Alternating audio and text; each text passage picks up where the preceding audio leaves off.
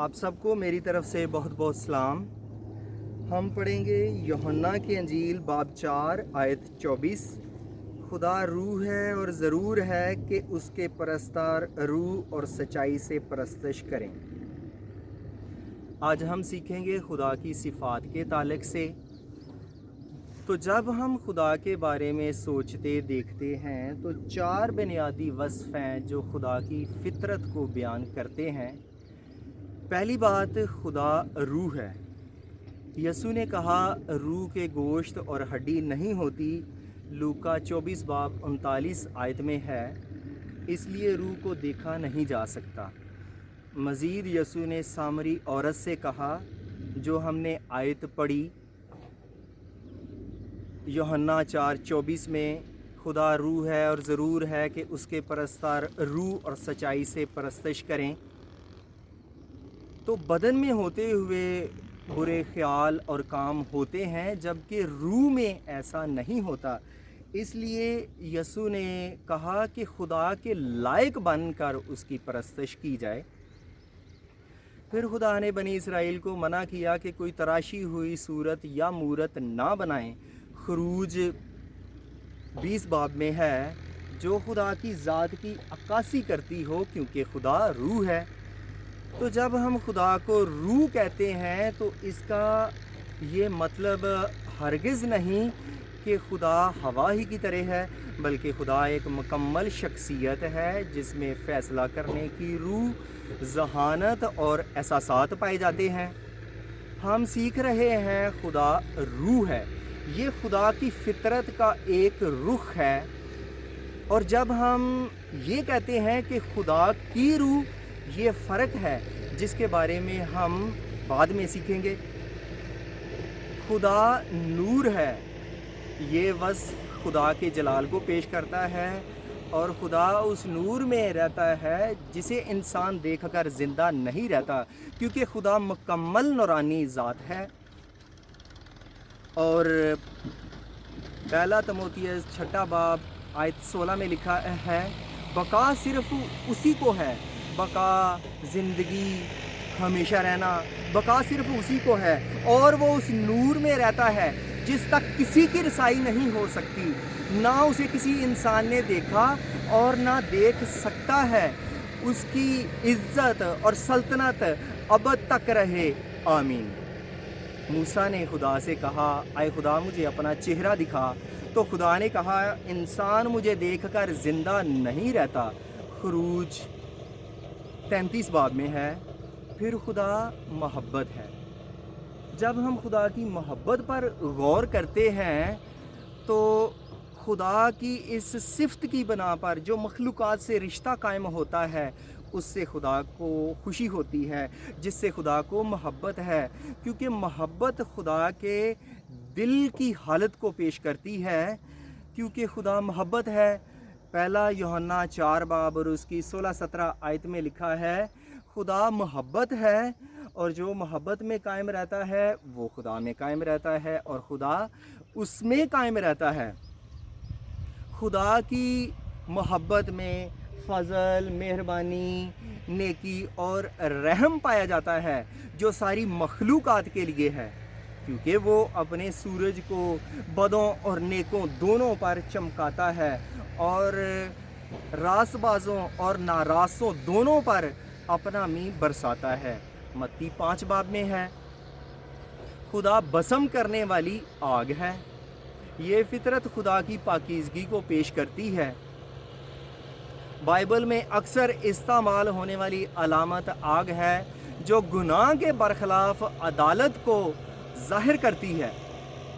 عبرانیوں 12 باب اور اس کی 29 آیت میں لکھا ہے، کیونکہ ہمارا خدا بسم کرنے والی آگ ہے۔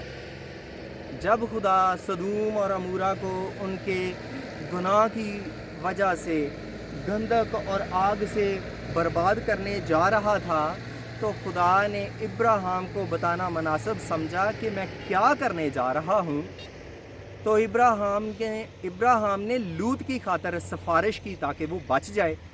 پیدائش 18:25 میں لکھا ہے، ایسا کرنا تجھ سے بعید ہے کہ نیک کو بد کے ساتھ مار ڈالے یا نیک بد کے برابر ہو جائیں، یہ تجھ سے بعید ہے، یہ تجھ سے دور ہے۔ کیا تمام دنیا کا انصاف کرنے والا انصاف نہ کرے گا؟ اب چند ایک خدا کی ذاتی صفات ہیں۔ خدا ابدی ہے، خدا کا نہ تو کوئی آغاز اور نہ ہی اختتام ہے۔ خدا ہمیشہ سے قائم رہنے والا ہے اور ہمیشہ رہے گا۔ زبور 90 اور اس کی دوسری آیت میں لکھا ہے، اس سے پیشتر کے پہاڑ پیدا ہوئے۔ جیسے ابھی بھی ہم خدا کی صفات کو ایک پہاڑ پر، بلندی پر پیش کر رہے ہیں، کیونکہ خدا بلندیوں پر تخت نشین ہے۔ اور زبور 90 اور اس کی دوسری آیت میں لکھا ہے، اس سے پیشتر کے پہاڑ پیدا ہوئے، یا زمین اور دنیا کو تو نے بنایا، ازل سے ابد تک تو ہی خدا ہے۔ خدا وقت اور زمانے کے تصورات سے بالکل علیحدہ ہے۔ خدا کی زندگی میں نہ کوئی ماضی اور نہ کوئی مستقبل ہے، بلکہ خدا ایک ازلی و ابدی زمانہ حال ہے۔ وقت، تاریخ، ماضی، حال، مستقبل سب انسان کے لیے ہیں۔ خدا موجود، آزاد، خود مختار ہے۔ خدا کی موجودگی کی دلیل وہ خود ہے، کیونکہ وہ اختیار کل ہے۔ اسی سبب سے خدا اپنی حضوری میں قائم رہتا ہے، اور اس میں قائم رہنے کے لیے وہ کسی دوسرے پر انحصار نہیں کرتا۔ اس کا نہ صرف یہ مطلب ہے کہ خدا صرف وجود رکھنے میں، بلکہ اپنی اخلاقی صفات اور افعال میں بھی غیر منحصر ہے، اور ساری دنیا کا انحصار بھی اسی پر ہے۔ اعمال 17 باب اور اس کی 24-25 آیت میں لکھا ہے، جس خدا نے دنیا اور اس کی سب چیزوں کو پیدا کیا، وہ آسمان اور زمین کا مالک ہو کر ہاتھ کے بنائے ہوئے مندروں میں نہیں رہتا، اور نہ کسی چیز کا محتاج ہو کر آدمیوں کے ہاتھوں سے خدمت لیتا ہے، کیونکہ وہ تو خود سب کو زندگی اور سانس اور سب کچھ دیتا ہے۔ خدا لا تبدیل ہے۔ ملاکی 3 باب اور 6 آیت میں لکھا ہے، کیونکہ میں خداوند لا تبدیل ہوں، اسی لیے اے بنی یعقوب تم نیست نہیں ہوئے۔ یعنی خدا اپنی ذات اور شخصیت میں بدلتا نہیں۔ خدا کے احکام ابدی ہیں، اس کی ذات میں باپ، بیٹا اور روح القدس پائے جاتے ہیں۔ خدا اپنے کسی ارادے میں نہ تبدیل ہوا نہ ہو سکتا ہے، یہی لا تبدیل ہونا ہے۔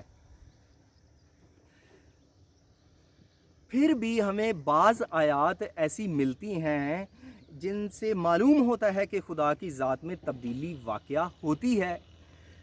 یونا 3 باب اور اس کی 10 آیت میں لکھا ہے، جب خدا نے نینوا کے لوگوں کی یہ حالت دیکھی کہ وہ اپنی اپنی بری روش سے باز آئے، تو خدا اس عذاب سے جو اس نے ان پر نازل کرنے کو کہا تھا باز آیا اور اسے نازل نہ کیا۔ تو خدا کے ارادہ تبدیل کرنے سے یہ مراد نہیں کہ خدا کی اصل ذات میں تبدیلی واقعہ ہوتی ہے۔ تبدیلی انسان میں اور اس کے تعلق میں ہوتی ہے، جبکہ خدا لا تبدیل ہے۔ خدا قادر مطلق ہے۔ خدا کی حاکمیت اس کی قدرت سے ظاہر ہے، یعنی وہ قدرت جس سے وہ اپنی مرضی اور ارادے کو عمل میں لاتا ہے، اور وہ سب کام کر سکتا ہے جن کے کرنے کا وہ فیصلہ کرتا ہے۔ یہی قادر مطلق ہونا ہے۔ اس کے برعکس خدا کے قادر مطلق ہونے سے یہ بھی مراد نہیں کہ خدا سب کچھ کر سکتا ہے۔ مثلا خدا جھوٹ نہیں بولتا، وہ گناہ نہیں کرتا، وہ تبدیل نہیں ہوتا، وہ اپنا انکار نہیں کرتا، کیونکہ خدا کی قدرت اس کی پاک اور دانا مرضی کے تابع ہے۔ خدا عالم کل ہے۔ یہ خدا کی وہ بے نظیر صفت ہے جس سے وہ اپنے اور سب چیزوں کے بارے میں علم رکھتا ہے۔ خواہ وہ موجود ہوں یا ممکن ہوں، وہ جانتا ہے،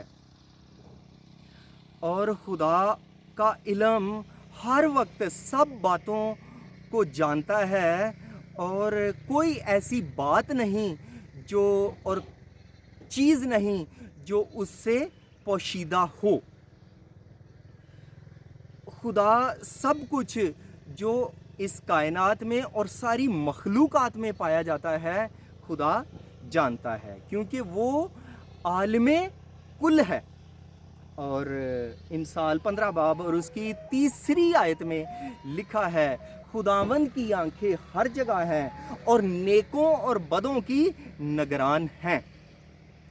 خدا ہمہ جا حاضر ہے، خدا ہر وقت اور ہر جگہ موجود ہے۔